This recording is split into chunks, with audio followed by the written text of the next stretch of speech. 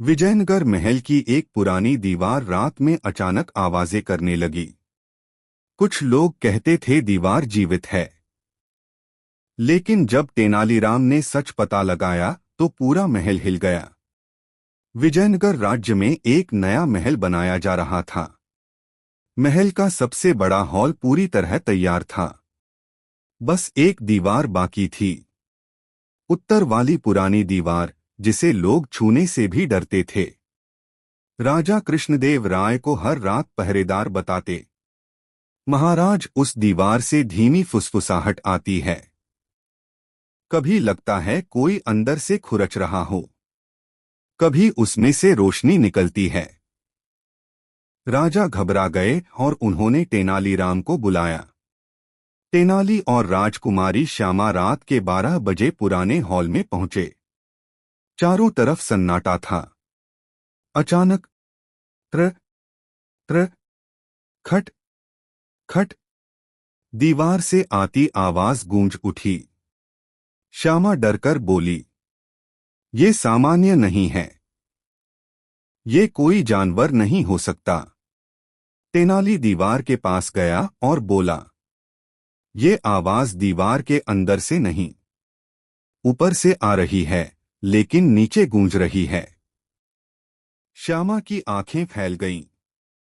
तो कोई छलावा कर रहा है? तेनाली मुस्कुराया, शायद, लेकिन सच कुछ और है। इस रात पहरेदार बलवीर उनके साथ था। आवाज फिर आई, लेकिन इस बार दीवार हल्का सा हिली। बलवीर चीखा, दीवार में प्रेत है। अचानक दीवार के ऊपर की एक ईंट गिरकर जोर से तेनाली के पास गिरी। श्यामा ने तुरंत उसे खींचकर बचा लिया। तेनाली ने ईंट को देखा, और वो साधारण ईंट नहीं थी, बिल्कुल नई थी। राजकुमारी श्यामा चौंक गई। पुरानी दीवार की ईंट नई कैसे हो सकती है? तेनाली बोला, इसका मतलब दीवार में कोई गुप्त छुपने की जगह है, शायद चोरी, जासूसी या गद्दारी। तेनाली ने चांद की रोशनी को दीवार पर गिरने दिया।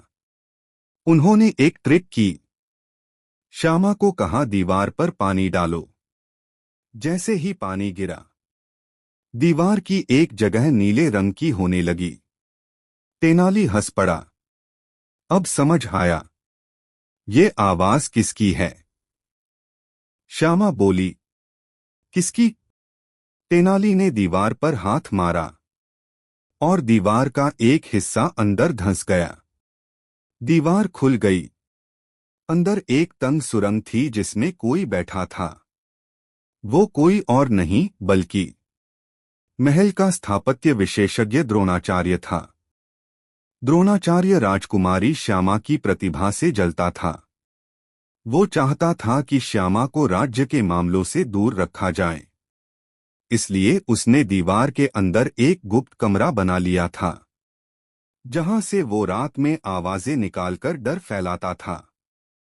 हर रात वो ईंटें खुरचता, कभी लकड़ी घिसता, कभी रस्सी से मिट्टी हिलाता, ताकि लगे कि दीवार में कुछ जीवित है। इससे निर्माण रुकता, और राजा सोचता कि श्यामा की दीवार वाले सुझाव गलत थे। लेकिन तेनाली ने सब भांप लिया। राजा ने पूछा, तेनाली, तुम्हें कैसे पता चला कि द्रोणाचार्य ही दोषी है? तेनाली बोला, महाराज, आवाज डरावनी थी, लेकिन उसके पीछे की चालाकी नहीं। प्रेत चाहे कितना भी शोर करे, उसे नई ईंटें इस्तेमाल करना नहीं आता। राजकुमारी श्यामा मुस्कुरा दी, और राजा ने पहले बार कहा, श्यामा, तुम और तेनाली दोनों मिलकर राज्य की बुद्धि हो। नैतिक सीख। डर सच्चाई छुपा सकता है, लेकिन बुद्धि हर भेद खोल देती है। हर आवाज भूत की नहीं होती, कभी कभी किसी की चाल भी हो सकती है। Please like, share and subscribe our YouTube channel.